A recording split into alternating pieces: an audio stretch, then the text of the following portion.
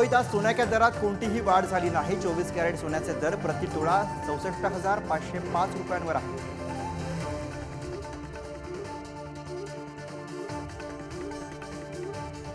मुंबईत पेट्रोल डिझेलच्या दरामध्ये आज कोणतीही वाढ झालेली नाही। पेट्रोलचे दर 106 रुपये प्रति लिटर आहेत, तर डिझेलचे दर 94 रुपये प्रति लिटर आहेत।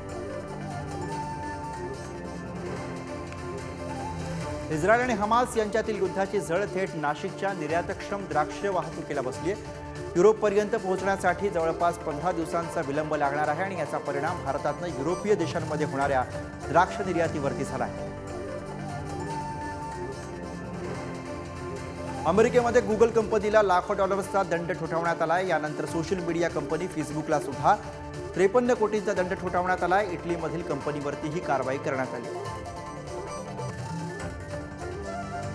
ब्रिटनची अर्थव्यवस्था मंदीच्या उंबरठ्यावरती पोहोचली आहे। ब्रिटनच्या अर्थव्यवस्थेमध्ये आर्थिक वर्षाच्या तिसऱ्या तिमाहीत जीडीपीमध्ये म्हणजेच सकल देशांतर्गत उत्पादनामध्ये 0.1% घसरण झाली। नाफेडची कांदा खरेदी केंद्र वाढवण्यात येणार आहेत। नुकसान भरपाईची रक्कम सुद्धा लवकरच शेतकऱ्यांच्या खात्यावरती जमा होईल।